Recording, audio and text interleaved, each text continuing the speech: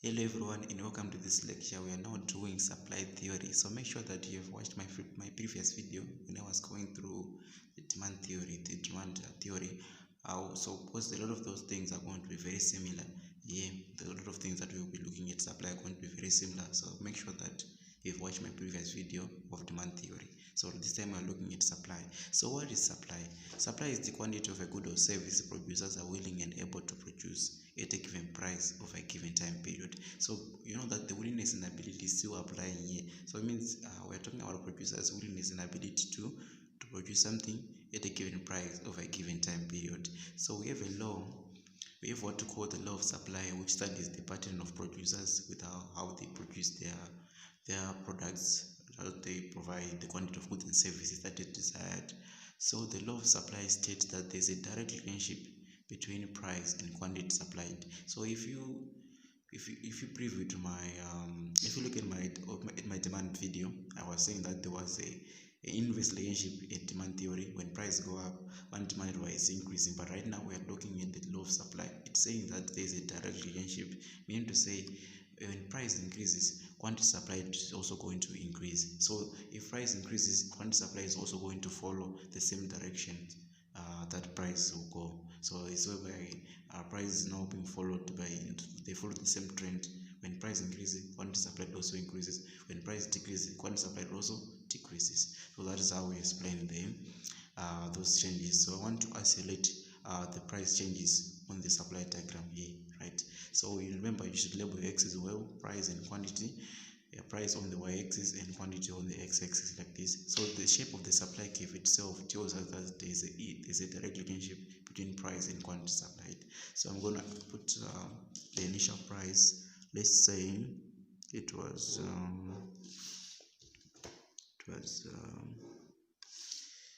so as P1 and Q1. So let's say price have increased from P1 to P2 like this. This one we wanted it to quantity supplied was increasing from Q1 to Q2 to quantity supplied 1 to quantity supplied 2. Then also when price decreases from P1, let's say, to P3,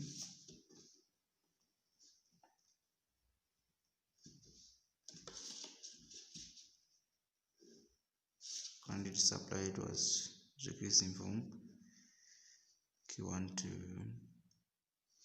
Q3. So what you should understand is that in order for us to get to the law of supply as a theory, we need to assume ceteris paribus.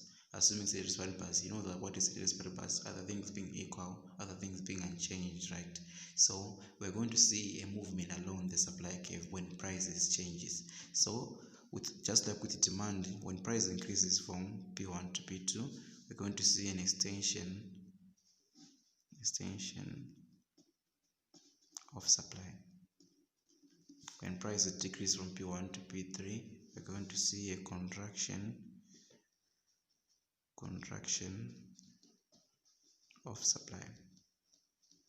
Those are the two movements that you have to know, that when price increases, we are going to see an extension of supply. We move up the supply curve. When prices decrease, we move down the supply curve, seeing a contraction of supply. So that's how we isolate price as a factor affecting supply, assuming ceteris paribus, other things being equal, other factors remain unchanged. We are only focusing on price and with how it affects supply. So what is the reason behind the supply curve being upward sloping like this? It's because of the profit motive that private producers have. So why is it when price increases, quantity supplied is also going to increase at the same time? It's because there's a strong incentive when price increases to produce more and sell more, to increase more profits by doing so, guys. So I should understand that that's the reason why they are willing to supply more when prices increases. Why is it when quantity supplied increases, they want to charge a higher price? It's because when quantity supplied increases, there's need for us to maybe to hire an extra worker to produce that extra output that is needed. So cost of production of firms are also going to go up. So there's need for them to charge a much higher price to cover the cost of production, of producing the product, so that they can maintain their profit margins. That's why we have That's why it is upper sloping, because of that profit motive. That's the reason behind the supply curve being upper sloping like this. So that's how we explain the price, assuming ceteris paribus, other things being equal, other things being unchanged, but clearly that you know that there are other factors which can affect supply other than price. So I'm going to look at those factors right about now. So I'm going to move this paper, this bond paper like this.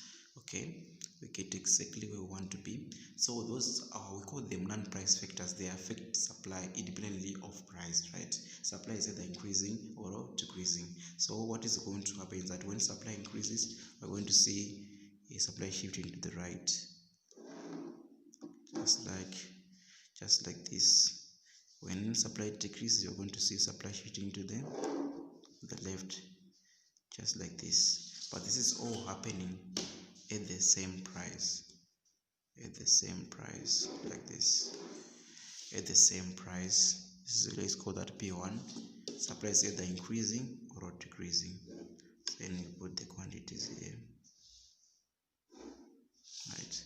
This is quantity supplied 3, quantity supplied 1, quantity supplied 2.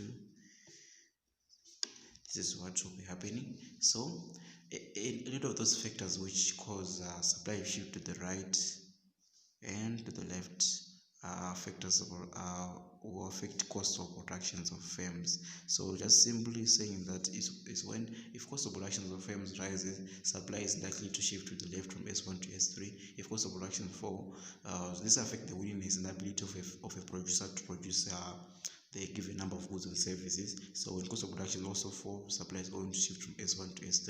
It's going to shift to the right.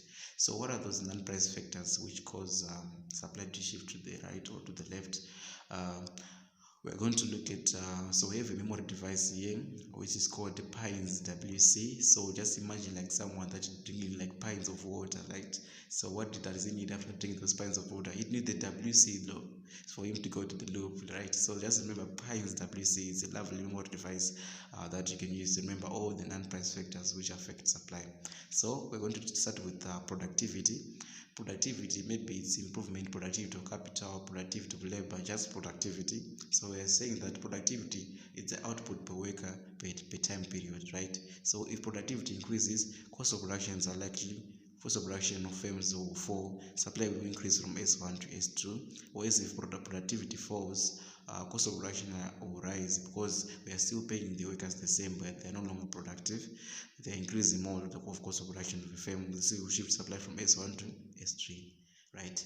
Then we have indirect tax. Indirect tax is a tax that is charged on firms that increases cost of production of firms. So we are saying that if indirect tax like VAT has been increased in size, if indirect tax has been implemented, it has been increased in size, cost of productions of firms are going to increase, and supply shift from S1 to S3. Whereas if indirect tax has been reduced in size, supply cost of production of firms are going to fall, and supply shift from S1 to S2, right?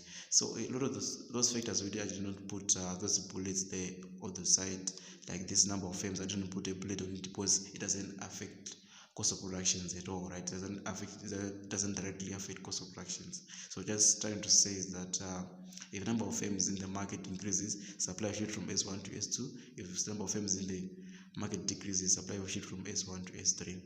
That's how you talk about it. That's why I did not put a bullet in front of it here. Then technology, I'm also going to put a bullet here because this affects cost of production. So technology, we know that if there's an improvement in technology, and if there's been an improvement in technology, cost of productions are likely going to fall. Cost of production are going to fall when there's improvement in technology, because we will be using resources much more efficiently. Supply will increase from S1 to S2. But if when technologies become outdated, like technologies become outdated, that cost of productions are likely going to rise, and supply shift from S1 to S3, right? Then you go to a subsidy. A subsidy is a money grant given to firms to reduce cost of production as a way to encourage production. So if a subsidy has been implemented or has been increased in size, this reduces the cost of production of firms. You shift supply from S1 to S2. where a subsidy has been reduced in size or has been taken away, they are no longer giving them subsidies. Cost of productions of firms are likely going to rise. This shift the supply curve from S1 to S3, right? So it's very simple. Just explaining those points, very simple. Keep it simple, and you'll be absolutely correct about those factors, right? So weather doesn't directly affect cost of production. We're just trying to say that there is a good weather, there's a lot of amount of sunshine, supply will increase from S1 to S2, but when there's drought, there's bad weather, supply will shift from S1 to S3. Then we have the last point, which represents the cost of production. It's just like a cheat, right? It's accommodating all the other factors which affect cost of production, talking about transport costs, wages and salaries, oil, raw materials, regulations, and utilities. This is all. If all of these factors, if their cost rises, cost of productions are also going to rise, right? If the price of those things, those factors that I have listed here. In this case, I was trying to say 88 labor. I was trying to put wages and salaries. Whenever we talk about utilities, we are talking about water charges and electricity. Then we are talking about regulation, government regulation, pollution tax, and something like that, which the firms have to pay for the amount of pollution they are causing in the environment. So if one of these factors increases, if their price increases, cost of production are also going to increase, which will shift supply from S1 to S3. But if any of these prices of these factors listed here decreases, supply will shift from S1 to S2. So know those factors well, those non-price factors. So what you should understand is that non-price factors will cause the supply to shift from the right to the left, independently of price. That is the behavior of non-price factors. But whereas when you're looking at the price causes movement along the supply curve. We either move upwards the supply curve or down the supply curve. So that is the supply theory covered fully, guys. Thank you so much for watching. These theories have been amazing. So make sure that you really go through this video and make sure that you clearly understand what it's saying, right? So that you can be really sure about those theories. So thank you so much for watching, guys. Thank you.